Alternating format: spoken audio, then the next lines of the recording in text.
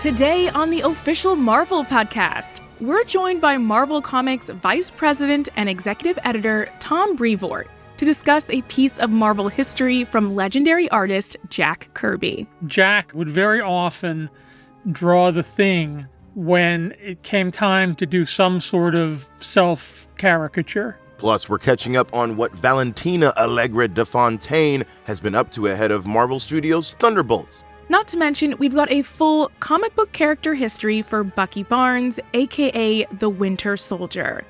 I'm Sade Spence. I'm Langston Belton. And this is the official Marvel podcast.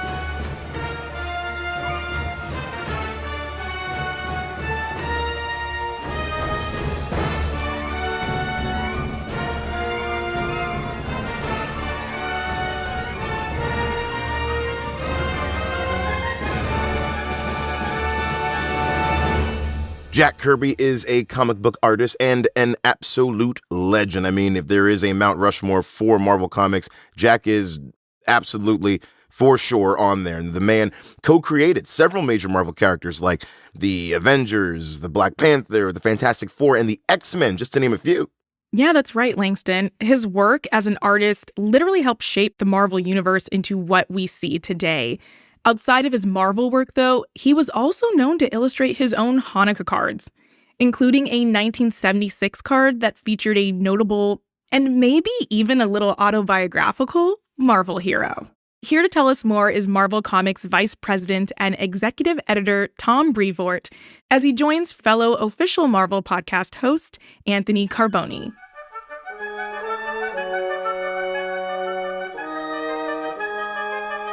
I am overjoyed to be joined by Tom Brevoort today to talk about what I think is an incredible moment in Marvel history. This was in 1976, Tom. There was a holiday card sent out by Jack Kirby, and it was a Hanukkah card featuring Ben Grimm. Yes, that is correct. And I am excited to be talking to you about this because I have seen this card a million times on the internet. It gets passed around every holiday season. It was always exciting for me as a Jewish kid and a comic book fan to see this pop up every year. But there are a million different legends and fables about where this card came from and how it came to be. What can you tell us about this Jack Kirby Hanukkah card? Well, I can tell you a couple of things. First off, Jack very often, particularly in the 60s and 70s, would very often draw the Thing when it came time to do some sort of self-caricature. That in some ways he felt very close to the Thing. They had a similar background. They grew up in the same part of town. They shared a certain outlook.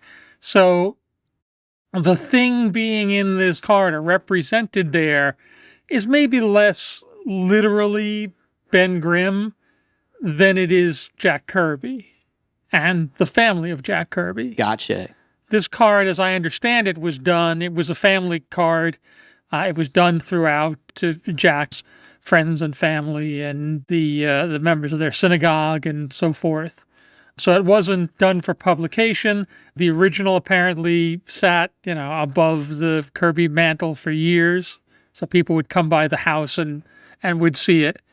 But it wasn't necessarily done to make a statement about the character so much as it was to reflect who Jack was rather than who Ben Grimm was, although on a certain level there really wasn't a lot of difference between the two. Right. And for people who haven't seen the card, can you describe this holiday card for us? It is the Thing in a yarmulke, and he's got a tallis on. He has a Torah or a representation of a holy book. Yes. And the written statement is, remembering you at Hanukkah and hoping you will find that your holiday leaves many special memories behind. Happy Hanukkah, the Kirbys. Yeah.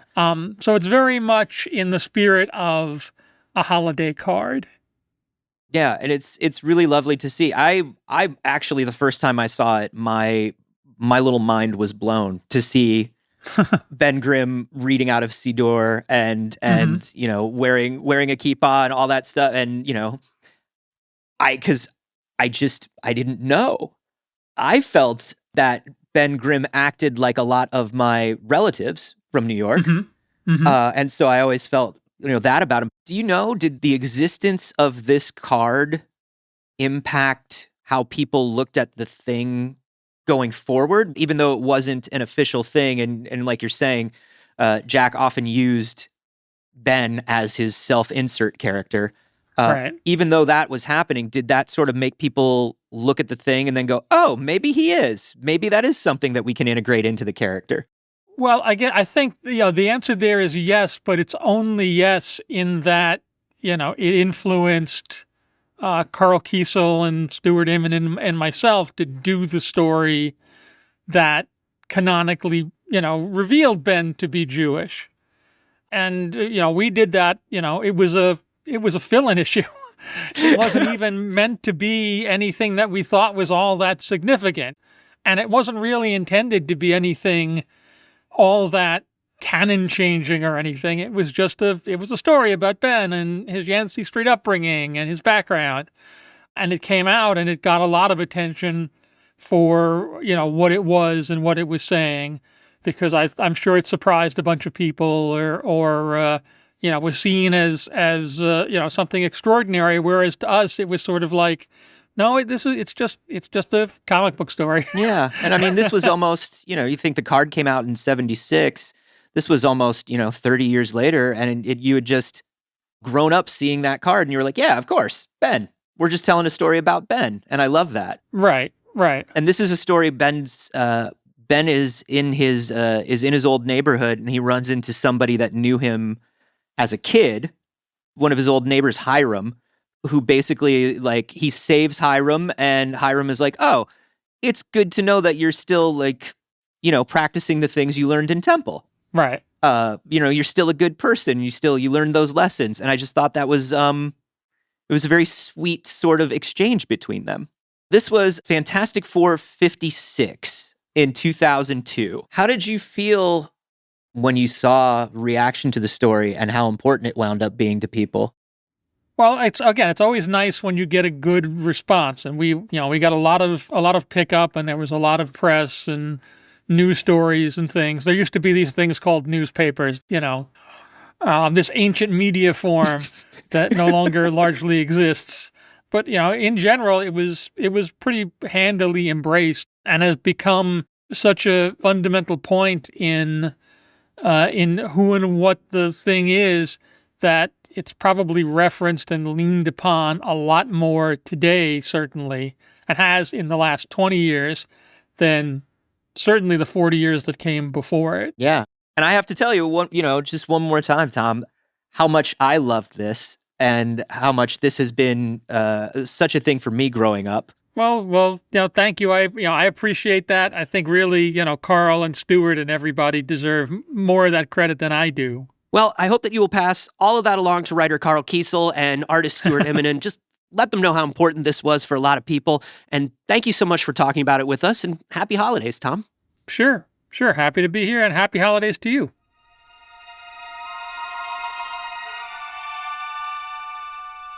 Oh, that Tom Brevoort, so full of fun facts. Yeah, it's so true. He is just chock full of stories. And hey, speaking of heartwarming holiday stories, it's time to gather up the little ones because we've got a special holiday story starring Spidey and his amazing friends. Marvel's Spidey and His Amazing Friends, Merry Spidey Christmas is adapted by Jack Palfrey, based on the Spidey and His Amazing Friends episode, written by Mike Kubit, performed by Katie Hammond. Starring Peter Parker as Spidey, Gwen Stacy as Ghost Spider, and Miles Morales as Spin. What's that? Yes, you heard me right, grown-ups. The grade school version of Miles has a different, cool name when he's slipping around town. Talk to your small Spidey fan. They'll tell you what's up. Yeah, grown-ups, get with the program. It's a special day. Team Spidey is the guest of honor at the city's annual holiday gift donation drive. It's their job to turn on the festive lights to get the evening celebration started. The team is on stage with Miss Mayor, surrounded by a crowd of people, piles of donated gifts, and delicious-looking model of the city made from gingerbread. Here is the remote to light up the square, Spidey, Miss Mare says, grinning as she hands Spidey the device. Thank you, Miss Mare, Spidey replies. And a very special thanks to everyone who donated presents and helped create this wonderful gingerbread city. Ghost Spider says to the crowd, giving, sharing, and helping others is what makes the holidays such a special time of year. Ready, team? Spidey asks his two best friends. 3, 2, 1, lights on! Spidey pushes the button, and the lights all around the square begin flickering to life. The crowd lets out a big cheer as the star-topped Christmas tree starts to twinkle. But 3 people are not cheering. Lurking in the shadows on a nearby rooftop, the supervillains Electro, Green Goblin, and Rhino are planning to stir up trouble. Look at all that. The lights, the trees, the crowd, Electro says. Think how much fun we could have if we just went down and ruined all of it. But Electro, how are we going to do that with Team Spidey around? Rhino asks. Those spiders are here to help everyone have a yuck good time, Gobby adds with a grimace. It'll be a snap, Electro says, clicking her fingers to create a spark. Electro explains her plan. First, she will use her powers to absorb all the square's electricity, turning out the lights. Then Rhino and Gobby can take Team Spidey by surprise. Rhino's job will be to rampage through the square, and Gobby can ruin the gifts. That plan is gobbledygook, Gobby says, readying one of his pumpkin pranks. A ball full of revolting goblin goo. Oh, I just can't wait, Rhino says, stretching his legs. With the plan agreed on, Electro floats down from the rooftop and hovers above the big Christmas tree in the center of the square. Ahem, she says, clearing her throat. Attention, people! Electro! Spidey shouts from the ground below. Your little party here is a bit dull, Electro continues. I've been thinking someone else should be in charge. Like me! Before Team Spidey can stop her, Electro places both of her hands on the large glowing star on top of the Christmas tree and begins absorbing all of the electricity. One by one, the lights around the square start to turn off. Ha ha ha! Electro laughs as she soaks up the energy. She is not getting away with that, Spin says. Suddenly, the Team Spidey senses spark to life. Soon after, Rhino bursts through the crowd and charges straight at the web slingers. The team somersaults into the air to avoid getting hurt. It looks like Electro brought a friend, Spidey says. More than one, Gobby declares as he soars into the square on his goblin glider. He tosses some of his pumpkin pranks at the Spidey team, but they manage to dodge them without getting slimed. Keep the bad times coming, Electro commands, watching the mischief unfold from high above. With Team Spidey flustered, Green Goblin launches a pumpkin prank into the pile of donated presents, covering them in a sticky slime. At the same time, Rhino crashes headfirst into the gingerbread village, smashing it into pieces. Oh no, Spidey says. Come on, team, we need to act fast. Not wasting a moment, Spin springs into the air, shooting a web that yanks Green Goblin from his glider. Ghost Spider follows, thwipping a web across Rhino's path and sending him tumbling to the ground. That should slow you down, she says. Having successfully webbed up Gobby and Rhino, Team Spidey look around the square. The festive decorations have been trampled. The gingerbread village is in pieces, and the pile of gifts is covered in goblin goo. They broke all the nice things, says a young girl nearby, clinging to her dad. Don't worry, Spidey says. Electro may have turned off the lights, but we can make some light of our own, Ghost Spider says with a wink. All 3 team members push the Spidey symbols on their chests, activating their glow webs. They'll use these glowing webs to restore light to the square. Glow webs, glow! Team Spidey shouts. Those spiders are fixing everything, Rhino groans, as people around him applaud. Gobble snitches! That's no fun, Gobby adds. With light returned to the square, the team touches down next to Gobby and Rhino, who are still webbed up. These are for you, Ghost Spider says, handing the pair pieces of gingerbread. It would have been a shame to waste it. And it's delicious. They gave us something, and we didn't even have to steal it, Rhino says to Gobby, confused. I hate to say it, but it felt kind of good, Gobby replies, biting into his gingerbread. Yummy, yum, yummy in my little green tummy. Suddenly, Electro swoops down from above.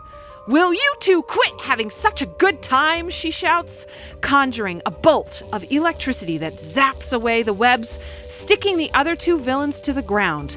We need to ruin this celebration once and for all, Electro adds. Look around you, Electro, Spidey says. You tried to ruin everything, but everyone is happy anyway. We don't need fancy gifts or decorations to enjoy the holidays. Just being with people we care about is enough to make us feel good. Helping other people have fun actually is fun, Ghost Spider says. Instead of trying to ruin our celebration, why not join us? Spin asks. Join you? Electro replies, perplexed. What would I do? If you restore the power, then we could sing to spread more cheer, Spidey suggests, pointing to the empty stage. Well, I do like to put on a good show, Electro says with a smile. And with the power restored, Team Spidey takes the stage to finish the evening on the perfect note, accompanied by Electro on her electric guitar. Have a Merry Spidey Christmas.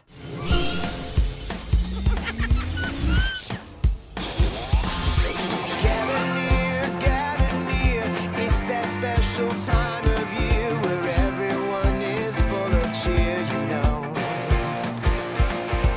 People give each other a lift with a friendly hug, hello, or gift, or a kiss beneath the mistletoe.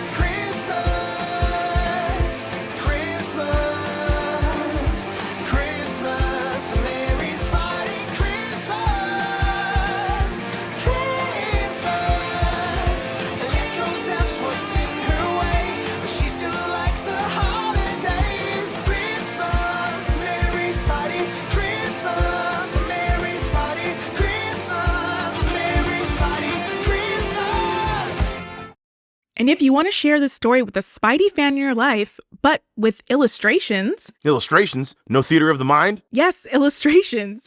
Get to a bookstore and pick up Spidey and His Amazing Friends' Merry Spidey Christmas. And watch Spidey and His Amazing Friends on Disney Junior. And just try, really try to get that song out of your head. So speaking of colorful characters, Sade, let's break down Bucky Barnes, a.k.a. the Winter Soldier's comic book history.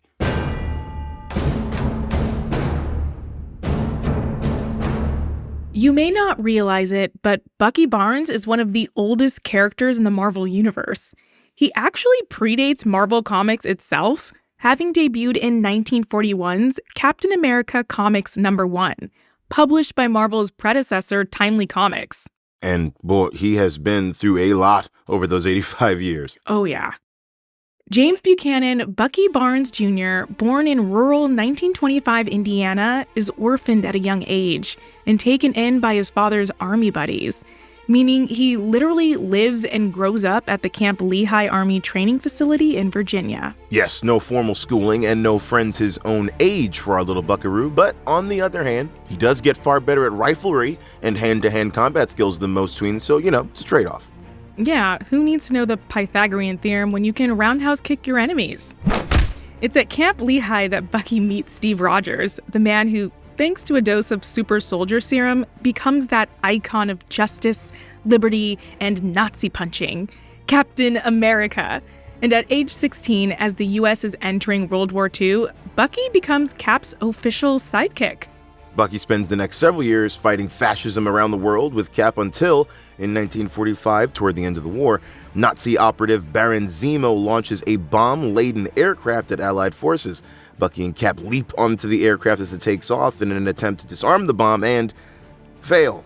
In the ensuing explosion, both men are sent plummeting into the Arctic Ocean and presumed dead. But in reality, it was not the cold hand of death that gripped either of them. It's just the cold hand of cold. Yes, indeed. And Steve Rogers is frozen in a chunk of sea ice for decades. When he's finally thawed out, he reclaims his role as Captain America and dedicates himself once more to the good fight in honor of his long-lost friend, Bucky Barnes. Little did Steve know, Bucky was not only still alive, but he had been pretty busy during his partner's popsicle era. See, back in 1945, the explosion severely wounds Bucky, resulting in the loss of his left arm, but the frigid waters keep him alive long enough to be recovered. Unfortunately, it's the Soviets who find him, and he has near total amnesia. He remembers nothing. Except how to kick butt and take names, though not his own name, he doesn't remember that. The Soviets' super secretive Department X fits Bucky with a cybernetic arm and hypnotizes him into becoming this mindless, emotionless, unquestioning assassin whom they dub the Winter Soldier. And technically, he can kill people in any season, though. For all those decades that Steve is frozen, Department X makes the Winter Soldier take out their highest priority targets. And in between jobs, they freeze him in a cryogenic sleep chamber. So that's sometimes for months or years at a time, so his body barely ages. Cryo sleep is even better than Botox. Cut to the day of a terrorist attack in Philadelphia when Captain America realizes the perpetrator, the Winter Soldier, has a very familiar face. Yeah, Cap's like, I swear I've seen this guy before. Does he work at the bodega on the block? Or is he my friend from that time I fell screaming into the Arctic Ocean?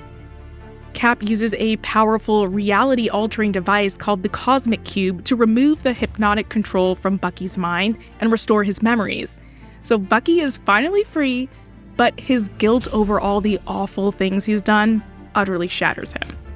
And then, because Bucky's just not feeling lousy enough, he loses Cap too.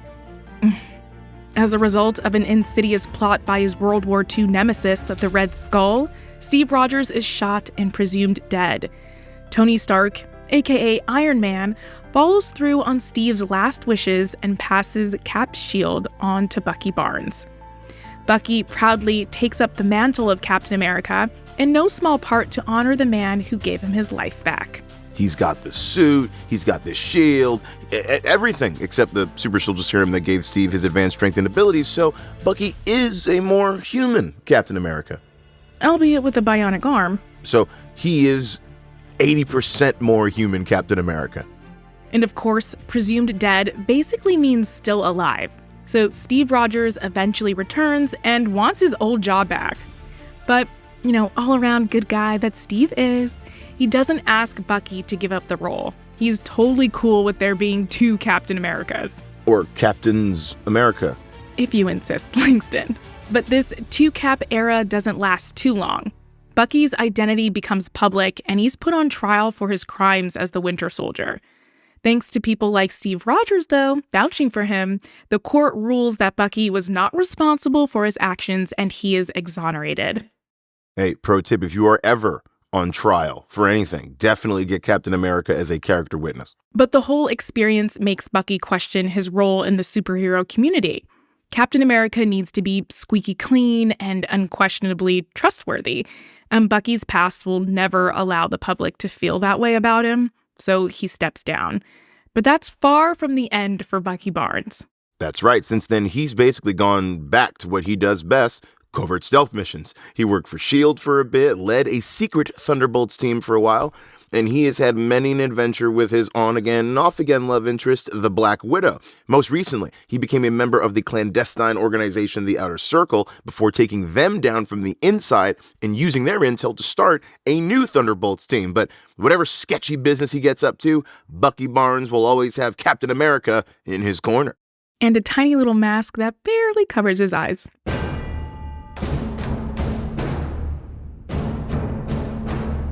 Bucky has been through a lot. Yeah, for sure. Props to him for surviving losing an arm, a best friend, and being turned into a mindless assassin. Right? Someone get this man a hug. Shada, you gonna really hug the Winter Soldier? Tell the truth and shame the devil. You wanna play that game and win that prize? I'll have to see when the moment happens, because he can be very terrifying. He is very terrifying. He is. Who could be scarier? Who's scarier than the Winter Soldier? Valentina Allegra de Fontaine could probably give him a run for his money. Oh, you know what? Actually, you're right there. And I do happen to know a little bit about her, like what she's been getting up to over in the MCU. Please fill me in. I got you, Shade. We go way back. Val Fontaine and I are practically besties. Actually, it's Contessa Valentina Allegra de Fontaine. I know it's hard, but I don't like to repeat myself, so you can just call me Val. But don't call me Val, just keep it in your head. There's a ton of hype surrounding Marvel Studios Thunderbolts, and I'm especially excited to see Julia Louis-Dreyfus return as the MCU's mysterious CIA director, Valentina. She keeps popping up in the MCU, and she seems like she has some serious bureaucratic power, but we still know almost nothing about her. She was first introduced in The Falcon and the Winter Soldier, recruiting unhinged super soldier John Walker to work for her under the name U.S. Agent. Taking the serum, yeah, of course I know about that. And I'll tell you something, it has made you very, very valuable to certain people. I actually think it was the second best choice you've ever made in your life. Oh, you want to know what the first best choice was? Oh, tied with marrying this fabulous firecracker sitting right next to me. How's it going? Picking up the phone when I call you. What she'll be calling him for, unclear. When we next see her, she appears by Yelena Belova's side in the end credits of Black Widow. You're not supposed to be bothering me on my holiday time, Valentina. Oh, bothering you? Oh, no. I'm just here paying my respects. Yelena has clearly been working with Valentina for some time. But on what? I want a raise. Oh, yeah, you and me both. Val does hand Yelena a photo of Clint Barton, a.k.a. Hawkeye, and calls him Your next target. Thought I'd hand deliver it. Maybe you'd like a shot at the man responsible for your sister's death. That sister she's talking about is martyred Avenger Black Widow. And what Val says here isn't even true. Black Widow heroically sacrificed herself, and Clint was her close friend. So, even though we never see the Contessa in the series Hawkeye, her influence continues to reverberate throughout the MCU. After all, Yelena is only trying to kill Clint in that series because of this misleading assignment. And that influence only grows over time. In Black Panther, Wakanda Forever, we find out that the mysterious Valentina has become the director of the CIA and CIA agent Everett Ross's ex-wife. You're looking good. I try. You put that home gym in? I wouldn't exactly say she's the hero of that movie. Everett is a strong ally to Wakanda, and Val seems like she's on Everett's side, but the whole time, she's actually working against him and the Wakandans. She bugs the device he's been using to communicate with the kingdom. I've been privy to every conversation you've had, including that treasonous call with the Queen. She tries to turn Everett against the nation he's so close with. I wonder what else your friends are keeping from you. And in the end, she shows her true colors. You ever thought for a second what they could be doing? Ever thought what we would be doing if the US was the only country in the world with vibranium? I actually actually dream about that. We really can't be sure what director De Fontaine is going to get up to next, but it seems like her moral gray area. It's kind of a legal gray area. Right. Well, in any case, the gray area is only getting grayer, and it doesn't seem like she's terribly interested in doing what's right, just what's right for her agenda. But eventually, you come to realize that there are bad guys, and there are worse guys. If you want to see more of Julia Louis-Dreyfus while we wait for Thunderbolts to arrive in theaters May 2nd, you can watch all these titles right now on Disney+.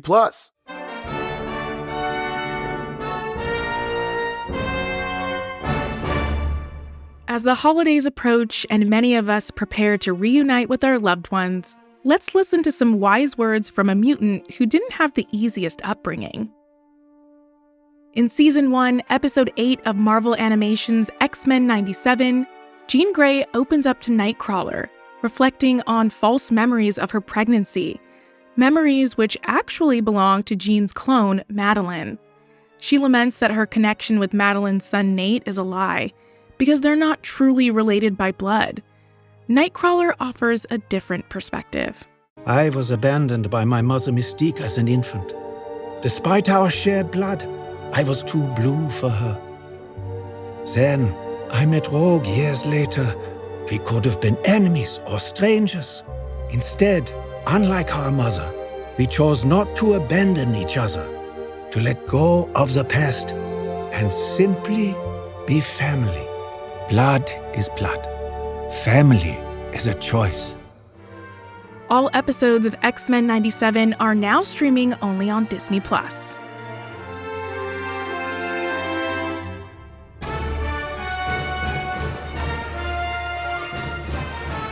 We are taking a break for the holidays, but we'll be back in January with head of Marvel Animation, Dana Vasquez Eberhardt, to talk about Marvel Animation's Your Friendly Neighborhood Spider-Man. There are a couple different ways you can tell a Peter Parker story, a Spider-Man story. This particular project starts with Peter in his freshman year. That's it for this episode. If you haven't already, make sure to leave us a review wherever you're listening. It really helps other Marvel fans find the show. Yeah, and make sure you're subscribed so you never miss an episode.